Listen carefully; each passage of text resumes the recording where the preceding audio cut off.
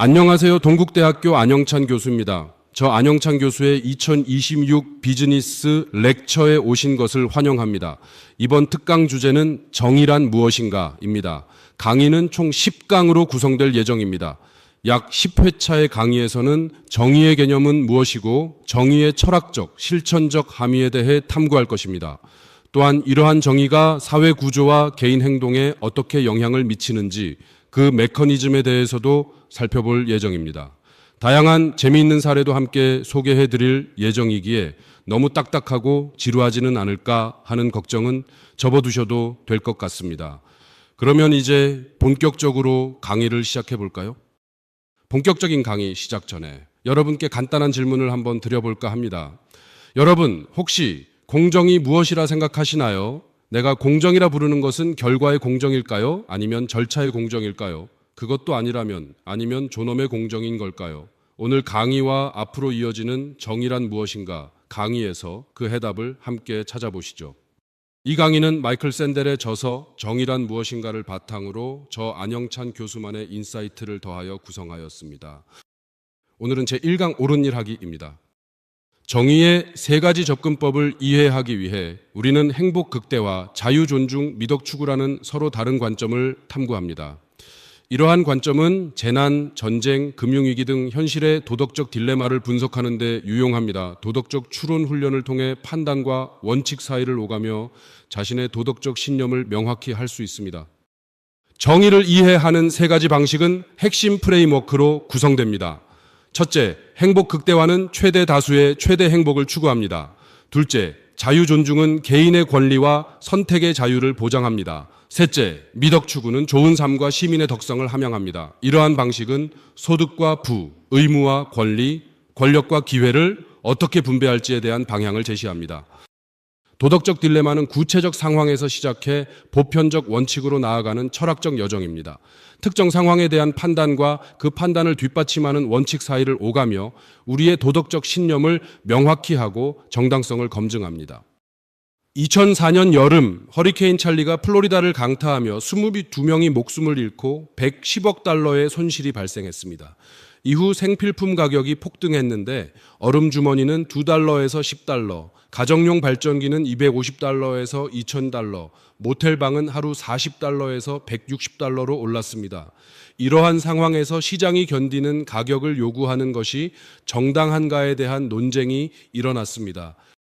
가격 폭리 논쟁에는 세 가지 관점이 포함됩니다.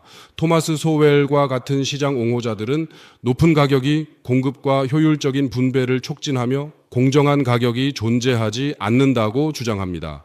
반면 찰리 크리스트와 같은 규제 지지자들은 고통을 착취하는 것을 비윤리적이라고 보고 지역사회 복지를 보호하기 위해 탐욕을 억제해야 한다고 주장합니다.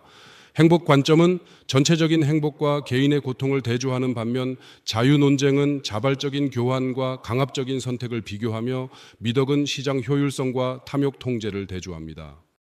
몇 가지 질문들의 답을 한번 해보시죠. 플로리다 주정부는 2,000건 이상의 가격 폭리 신고를 접수하고 일부 업체에 벌금을 부과했습니다.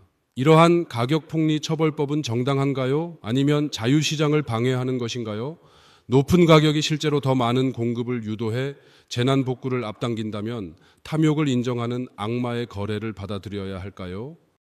미군은 1932년부터 전투 중 적의 군사 행동으로 다치거나 사망한 군인에게 상위군 인훈장을 수여했습니다.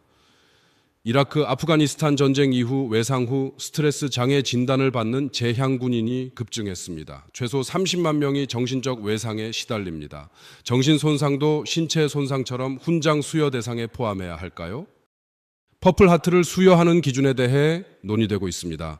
국방부는 비의도적 공격과 진단적 어려움을 이유로 PTSD를 제외하고 있습니다. 비평가들은 이 메달이 용기를 기리는 것인지 희생을 기리는 것인지 의문을 제기하며 전쟁의 정신적 고통을 간과하고 있다고 주장합니다. 그렇다면 정신적 고통은 약점인가요? 고귀한 희생인가요? 고막 파열은 적의 의도적 공격이 아닌 폭발의 부수적 피해입니다. 외상 후 스트레스 장애를 제외할 논리적 근거가 있을까요? 정신적 상처를 훈장 대상에 포함하면 훈장의 영광이 깎아내려진다는 주장 타당한가요? 이는 어떤 미덕 개념을 전제하는가요? 참 선뜻 답하기 어려운 문제인 것 같습니다. 한번 답해보시고 댓글로 남겨주세요. 댓글창을 통해 열띤 토론을 이어갑시다. 2008년 금융위기로 미국 가정의 손실은 총 11조 달러에 달했습니다. 조지 부시 대통령은 은행과 금융기관 구제를 위해 7천억 달러 지원을 승인했습니다. 무너지기에는 너무 비대한 기업들이었습니다. AIG 보험은 위기를 초래한 부서 임원들에게 상여금 1억 6,500만 달러를 지급했습니다. 73명이 100만 달러 이상을 받았습니다. AIG의 재정적 곤란은 탐욕과 무모함 때문이라는 비판이 있습니다. 오바마 대통령은 AIG의 탐욕을 지적하며 국민의 세금이 실패한 임원들의 보상에 사용된 점을 비판했습니다. 세로드 브라운 상원 의원은 탐욕 외에도 더 깊은 문제가 있다고 주장합니다. 이는 2006, 2007년 호황기에도 비슷한 보상이 있었기 때문입니다. 금융위기로 인해 임원 보수 문제 과연 어떻게 다루어야 할까요? 2007년 최고 경영자의 연봉은 평균 근로자의 344배에 달했던 1980년의 42배에 달했습니다. 이러한 격차는 특히 경영진이 금융 쓰나미의 피해자라고 주장할 때 책임성과 공정성에 대한 의문을 제기합니다. 손실이 경제적 힘으로 인한 것이라면 이전 수익도 동일하게 면밀히 조사해야 할까요? 구제 금융을 받은 기업의 상여금의 90% 세금을 부과하는 법안이 통과되었습니다. 이러한 징벌적 과세는 정당한가요? 아니면 사유재산권 침해인가요? 금융위기가 쓰나미처럼 통제 불능의 힘 때문이라면 호황기의 막대한 보수도 개인의 능력이 아닌 우연의 결과 아닐까요? 이는 소득 불평등 논쟁에 시사하는 바가 큽니다. 지금부터 설명드릴 사례는 정말 유명한 사례입니다. 아마 제대로 알지는 못하더라도 한 번쯤은 들어보셨을 것이라 생각합니다. 철학적 사고 실험에서 전차 기관사로서 브레이크가 고장난 상황입니다. 앞에 5명이 작업 중인 철로로 계속 가면 모두가 위험합니다. 오른쪽 비상 철로로 방향을 돌리면 1명이 희생되지만 5명을 구할 수 있습니다. 이 상황에서 어떤 선택을 하시겠습니까? 대부분의 반응은 전차를 비상 철로로 돌리라는 것입니다. 한 사람의 희생으로 5 목숨을 구하는 행동은 정당하다는 암묵적 원칙이 작용합니다. 행복 극대화 관점에서 5 생명이 한 생명보다 가치 있다고 판단하며 결과주의적 도덕적 계산이 이루어집니다. 사례에 의해서는 당신이 다리 위에 구경꾼입니다. 전차가 5명을 향해 달려가고 옆에 있는 남자를 밀면 전차가 멈춰 5명이 살 수 있습니다. 대부분의 반응은 당연히 옳지 않지. 그 남자를 철로로 미는 건 아주 끔찍한 짓이야 라는 것입니다. 2가지 상황에서 한 사람의 희생으로 5명을 구합니다. 레버를 당기거나 직접 밀기, 도덕적 직관의 차이로 다르게 느껴집니다. 의도와 동의, 수단의 차이가 도덕적 판단에 영향을 미칩니다. 결과가 같다면 방법도 같아야 할까요? 이러한 도덕적 딜레마에 대해 한번 스스로 논리적 근거를 들어 답변해 보시길 바랍니다.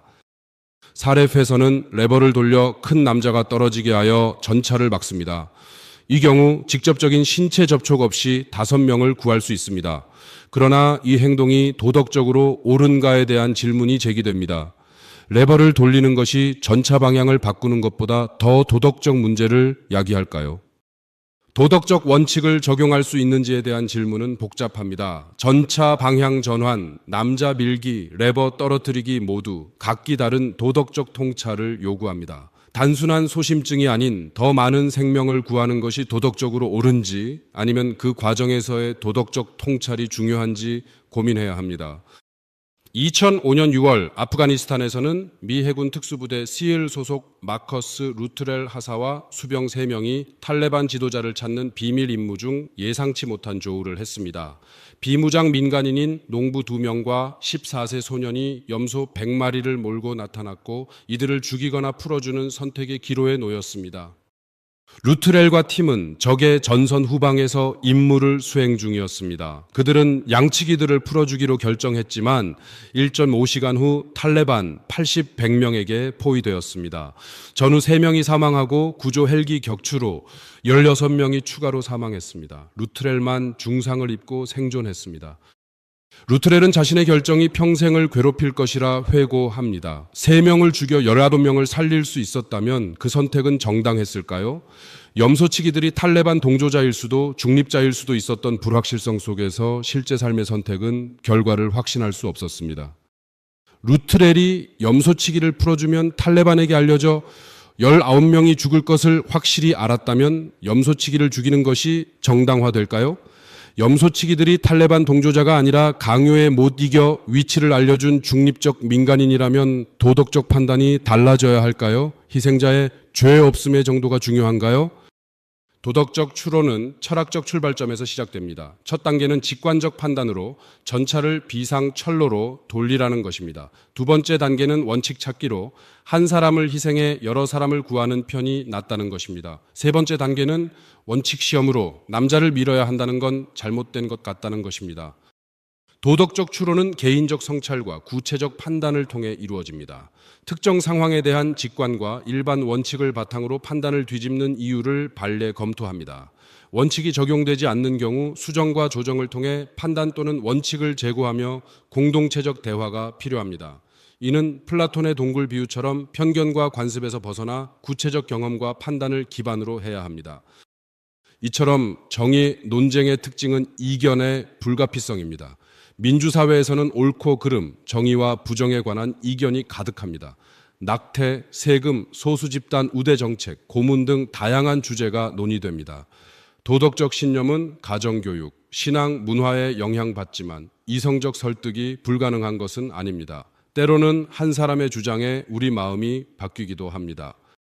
가격 폭리와 공급 증가의 딜레마는 시장 효율성과 탐욕 억제의 균형을 요구합니다. 자발적 교환과 강요된 선택의 차이는 시장의 한계를 드러내며 재난시 시장의 역할은 더욱 중요해집니다. 자격 기준의 공정성과 희생의 정의는 사회적 합의가 필요합니다. 미덕 개념의 변화는 경제 구조와 금융의 방향 전환을 촉진합니다. 결과와 과정의 관계는 복잡합니다. 좋은 결과가 수단을 정당화할 수 있을까요? 자격은 누가 무엇을 받을 자격이 있는지를 결정합니다. 희생의 정당성은 누구를, 왜, 어떻게 희생시킬 수 있는가에 대한 질문을 던집니다. 사회는 미덕과 악덕을 어떻게 장려하거나 억제할까요? 우연과 노력의 구분은 어떻게 이루어질까요? 행복 극대화의 한계는 도덕적 직관을 포착하지 못하는 데 있습니다. 수단과 목적의 구분은 왜 중요한가? 개인의 권리는 전체의 행복보다 우선하는가? 결과가 같아도 과정이 다르면 도덕성이 달라지는가? 이러한 질문들은 전차 문제와 염소치기 딜레마에서 더 많은 생명을 구하기라는 결과를 추구하는 이유를 설명합니다. 시장 옹호자들은 자발적 교환을 강조하며 비판자들은 강요된 구매를 지적합니다. 재난 상황에서 진정한 자유로운 선택이 가능한가요? 자유로운 선택의 조건은 무엇인가요? 절박한 필요가 있을 때도 자유가 존재하는가? 시장의 자유와 개인의 자유는 같은가? 불평등한 협상력은 자유를 제한하는가? 구제금융은 실패를 포상하나요? 성공한 사람의 보상 자격은 무엇으로 결정될까요? 운과 노력의 경계는 어디에 있을까요? 통제 불능의 요인, 예를 들어 시대적 행운은 자격에 영향을 미칠까요? 최고 경영자 보수 격차는 정당한가요? 탐욕과 야심의 경계는 어디일까요? 법으로 미덕을 규정하는 것은 위험할 수 있습니다. 가격 폭리 처벌법과 상위군 훈장 기준은 특정 미덕을 전제합니다. 다원화 사회에서 공통의 미덕 개념이 가능한지, 법이 미덕에 중립적이어야 하는지, 시민의 인격 형성이 정부의 역할인지, 문화전쟁이 미덕 개념의 충돌인지 탐구해야 합니다. 또한 불확실성은 도덕적 판단에 큰 영향을 미칩니다. 결과를 예측할 수 없을 때 의도와 예견의 차이를 이해하는 것이 중요합니다. 나쁜 결과가 나왔을 때 책임은 누구에게 있는지, 철학적 사고 실험의 한계는 무엇인지 탐구해야 합니다. 이는 윤리적 딜레마에서 중요한 논점입니다. 이에 관해 제레미 벤담은 다수를 위한 최대의 행복을 목표로 공리주의를 옹호합니다. 존 스튜어트 밀은 이를 정의에 초점을 맞춰 다듬습니다. 임마누엘 칸트는 의무, 인간의 존엄성, 자유를 강조합니다. 존 롤스는 정의를 공정성으로 탐구합니다. 아리스토텔레스는 도덕적으로 탁월한 삶을 장려하는 덕윤리를 옹호합니다. 이 책은 독자들에게 철학적 여정을 안내하며 정의에 대한 비판적 성찰을 장려합니다. 정의에 대한 세 가지 접근은 서로 경쟁하면서도 보완합니다. 제레미 벤담과 존 스튜어트 밀은 행복 극대화를, 이마누엘 칸트는 자유 존중을, 아리스토텔레스는 미덕 추구를 대표합니다. 각 접근은 도덕적 삶의 중요한 측면을 포착하지만 어느 하나도 완전하지 않습니다. 행복 극대화 접근의 강점은 정책 평가의 측정 가능성과 민주적 호소력입니다. 경제 성장과 복지 증진에 유용하지만 개인 권리 무시와 소수 희생 정당화의 한계가 있습니다. 행복을 어떻게 비교할지의 어려움과 분배 문제도 존재합니다. 총량만 중요하고 분배는 무관한가라는 질문이 제기됩니다. 자유 존중 접근의 강점은 권리 보호와 개인의 자유성 존중입니다. 각자의 삶의 방식 선택을 보장하며 좋은 삶에 대한 강요가 없습니다. 그러나 자유의 조건과 불평등이 자유를 제한하지 않는지, 공동체 무시와 개인주의가 지나치지 않는지 고민이 필요합니다. 도덕적 공백과 미덕 없이 정의가 가능한가도 중요한 문제입니다. 미덕 추구는 인격 형성과 좋은 사회를 만드는 데 기여합니다. 그러나 강압적 접근은 도덕의 법제화로 자유를 침해할 수 있습니다. 다원성과 배타성의 문제는 다양한 가치관을 배제할 위험이 있습니다. 미덕은 공동선과 함께 추구해야 하며 강압 없이 자발적 참여를 유도하는 것이 중요합니다. 가격 폭리화 시장의 효율성은 도덕적 한계에 직면합니다. 재난 시 공동체 연대의 중요성은 상위군 인훈장과 같은 사회적 미덕을 반영합니다. 자격과 우연의 구분은 성공과 실패에 대한 이중잣대 문제를 야기하며 결과주의의 호소력과 한계는 수단과 목적의 도덕적 구분을 요구합니다. 정의 논쟁의 구조는 다양한 관점과 가치의 충돌을 포함합니다. 각 이해관계자는 자신의 도덕적, 윤리적 기준에 따라 정의를 해석하며 이는 사회적 합의와 갈등을 초래할 수 있습니다. 이러한 구조는 복잡한 사회적 문제를 해결하는 데 있어 중요한 역할을 합니다. 도덕적 딜레마는 원칙의 충돌을 포함합니다. 생명을 구하는 것과 죄 없는 사람을 죽이지 않는 것 사이의 전차 문제처럼 말이죠. 불확실성은 결과를 예측할 수 없는 상황을 만듭니다. 염소치기 딜레마가 이를 보여줍니다.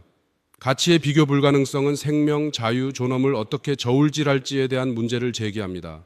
직관과 이성의 긴장은 느낌과 논리가 다른 답을 제시할 때 발생합니다. 철학적 사고 실험은 복잡성을 제거하고 핵심 원칙에 집중합니다. 직관 시험을 통해 도덕적 직관을 명확히 드러내며 원칙 검증으로 다양한 상황에서 일관성을 시험합니다.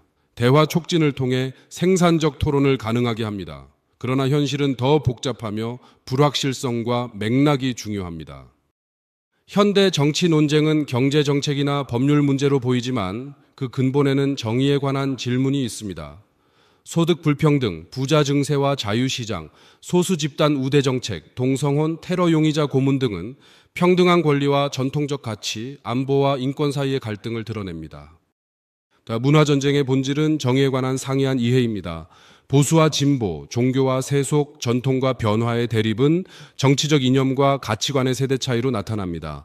정부가 시민의 미덕을 형성해야 하는지, 법이 좋은 삶에 중립적이어야 하는지, 공동선이 개인의 자유보다 우선하는지에 대한 근본적 질문이 제기됩니다. 정의와 좋은 삶의 관계는 철학적 논쟁의 중심입니다. 칸트와 롤스는 정의의 원칙이 주관적 견해에 좌우되지 말아야 한다고 주장합니다. 반면 아리스토텔레스는 정의가 각자에게 합당한 몫을 주는 것이라며 무엇이 합당한가를 알기 위해서는 어떤 미덕이 영광받을 자격이 있는지 알아야 한다고 강조합니다. 노예제 폐지 운동은 단순한 경제적 효율성이나 개인의 자유를 넘어 인간의 존엄성을 모독하는 악덕으로 간주되었습니다. 이는 기독교 사회의 미덕과 양립할 수 없으며 자유는 선택의 문제가 아니라 인간이 누려야 할 권리로서의 존엄임을 강조합니다. 이러한 도덕적 주장은 정의를 위한 위대한 사회 운동의 기반이 되었습니다. 마틴 루터킹의 정의론은 도덕법이 인간이 만든 법보다 우위에 있음을 강조합니다. 모든 인간은 신의 형상대로 창조되었으며 사랑과 정의, 형제라는 공동체의 미덕을 강요합니다. 부정의한 법에 불복종할 의무를 주장하며 중립적 자유주의와 긴장관계에 있습니다. 이러한 접근이 다원화 사회에서 가능한지 질문이 제기됩니다. 정의는 개인의 권리와 공동체의 선을 조화롭게 추구하는 과정입니다. 개인주의는 자유를 강조하지만 공동체주의는 소속감과 균형을 중시합니다. 핵심은 개인의 자유를 최대한 보장하면서도 공동선을 추구할 수 있는가에 있습니다. 이는 경제정책과 교육, 의료 접근권 등 다양한 분야의 실천적 함의를 가집니다. 정의 이론의 실천적 함의는 경제정책에서 GDP 성장과 총효용 극대화를 추구하며 재산권 보호와 기회 평등을 강조합니다. 교육에서는 인적 자본 개발과 생산성을 중시하고 의료에서는 비용 효과 분석과 의료 접근권을 고려합니다. 환경에서는 미래 세대의 효용을 위해 자연에 대한 책임을 강조합니다. 정의는 행복, 자유, 미덕이라는 서로 다른 렌즈로 이해됩니다. 긴장과 충돌 속에서 이세 접근은 종종 상충하는 답을 제시합니다. 도덕적 추론은 혼자가 아닌 공동체 안에서 이루어지며 판단과 원칙 사이를 오가며 사고합니다. 미덕의 불가피성과 정의 논쟁에서 좋은 삶에 관한 질문을 완전히 피할 수 없습니다. 행복의 극대화는 충분한가? 최대 다수의 최대 행복이 정의의 전부인가? 개인의 권리는? 자유의 조건은 무엇인가? 진정한 자발적 선택이 가능한 조건은? 불평등은 자유를 제한하는가? 미덕을 법으로 규정할 수 있나? 정부가 시민의 인격 형성에 개입해야 하는가? 자격은 무엇으로 결정되나? 노력인가? 결과인가? 운인가? 공리주의는 최대 행복 원칙을 중심으로 제레미 벤담의 쾌락 계산 가능성을 탐구합니다. 존 스튜어트 밀은 질적 차이를 강조하며 공리주의의 매력과 한계를 논의합니다. 비용 편익 분석의 도덕적 문제와 개인의 권리, 다의 전체의 행복을 사례로 고문과 장기 매매의 정당화 가능성을 검토합니다. 행복 극대화, 자유 존중, 미덕 추구의 차이를 설명할 수 있습니다. 각 접근법은 고유의 강점과 한계를 지니며 예를 들어 행복 극대화는 전체의 이익을 강조하지만 개인의 권리를 간과할 수 있습니다. 이러한 접근법의 충돌을 이해하는 것은 도덕적 판단을 내리는 데 중요합니다. 글로벌 정의는 부유한 나라가 가난한 나라를 도울 의무가 있는지에 대한 논의입니다. 세대 간 정의는 미래 세대에 대한 우리의 책임을 탐구합니다. 동물 권리는 동물도 도덕적 고려 대상인지 어느 정도까지인지 질문합니다. 인공지능 윤리는 인공지능에게 권리를 부여해야 하는지 책임은 무엇인지에 대한 문제를 제기합니다. 플라토넷과 아리스토텔레스의 니코마코스 윤리학은 정의의 철학적 기초를 제공합니다. 이마누엘 칸트의 도덕 형이상학 정초는 도덕적 의무를 강조하며 존 스튜어트 밀는 최대 행복을 추구합니다. 존 롤스의 은 공정한 사회를 위한 원칙을 제시합니다. 이러한 철학적 관점은 현대 정의 논의의 중요한 기초를 제공합니다. 이번 주 뉴스에서 정의와 관련된 사건을 선택해 행복, 자유, 미덕 관점에서 분석해 보세요. 도덕적 자서전을 작성하며 당신의 도덕적 신념이 어떻게 형성되었는지 성찰해 보세요. 친구나 가족과 전차 문제를 토론하고 그들의 반응과 이유를 경청하세요. 자신의 입장과 반대 입장을 가장 설득력 있게 옹호해 보세요. 철학은 일상 속 선택과 정책에 영향을 미칩니다. 정의와 부정, 평등과 불평등, 개인의 권리와 공동선에 대한 다양한 주장을 이성적으로 통과할 수 있는 방법을 제시합니다. 노예제 폐지, 여성 참정권, 시민권 운동 등은 모두 정의에 관한 철학적 주장에서 시작되었습니다. 어떠셨나요? 강의 내용이 조금 흥미로우셨습니까? 아쉽지만 오늘 강의는 여기서 마무리하려고 합니다. 다음 제2강에서는 공리주의의 매력과 한계에 대해 집중 탐구해 보겠습니다. 여러분, 정의를 향해 함께 나아갑시다. Never Stop Change, People First 안영찬 교수였습니다. 감사합니다. 유익하셨다면 좋아요, 구독, 알림 설정 부탁드립니다. 더 방대한 고급 정보를 얻고 싶으신 분들은 멤버십 가입도 추천드립니다. 감사합니다.